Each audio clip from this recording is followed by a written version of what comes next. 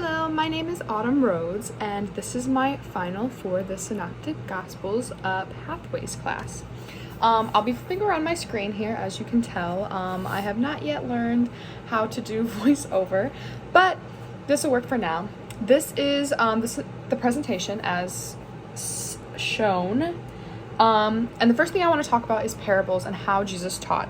I do have a couple of pictures. So our modern world in our society likes to tell stories through movies such as Disney movies, whatever your favorite movies are. My favorite Disney movie is personally Tangled with Rapunzel.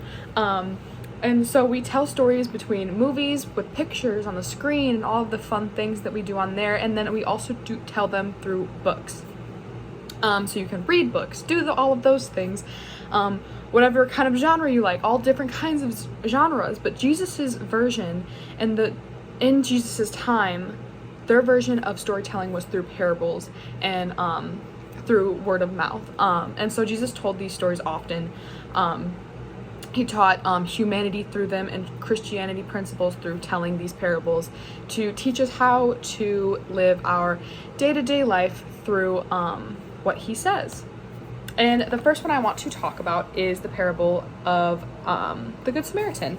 That is something that was in our section and in our what we had to read and do content on.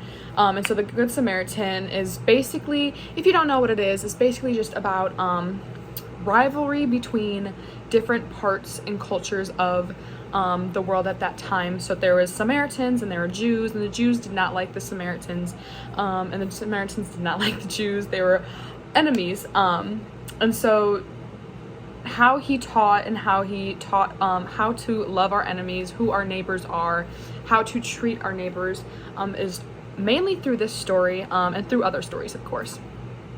It's basically just about a Samaritan who finds a man laying basically naked, half dead, just hurting.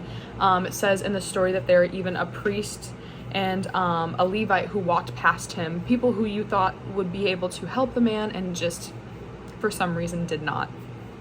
And so the Samaritan brings in the Jew, and he brings him to a house, cleans him up. We've all seen the little cartoon story and all of those things. The story teaches us that our differences do not matter when it comes to kindness and mercy, just as Christ showed us, right? So Christ shows us how to love our neighbor as ourselves, and not even just that, but love our enemies too. So people we don't always get along with, he shows us how we should help them with what their needs. Just it's humanity, it's the culture, I get it, but also in a time such as this where there's so much canceling and so much hatred in the world, I think that it's such a good story to look back on, and how Jesus was like, even back in his time when these rivalries were happening, like they're still happening today. And it's just so good to look at parables like this and to add them to our everyday lives, to make them applicable to how we speak to one another, how we act towards one another when we are in differing times. The next thing I want to talk about are miracles. So miracles worldwide. I have this here. I'm also going to put the link in the submission and everything, so you can look through these. But Jesus did lots of healings, lots of things that just were unseen. And truth be told, like, Jesus got these abilities, these healing abilities from God through the Holy Spirit. And that's kind of what we see through the Bible.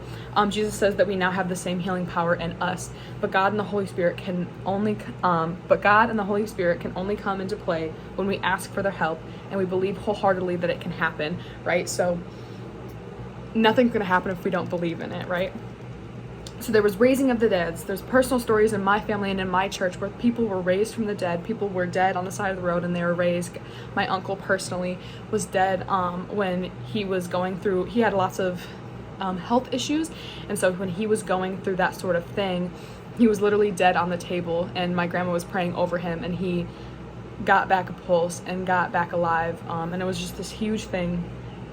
There's exorcisms in our modern world today. Well, there's lots of weird movies on them. I don't really care for those very much because I think it's just kind of mocking in a way. But exorcisms in the way of people have some sort of spirit, some sort of demon that's taken over their life, and a priest comes in, or somebody appointed by Jesus or God or whoever, and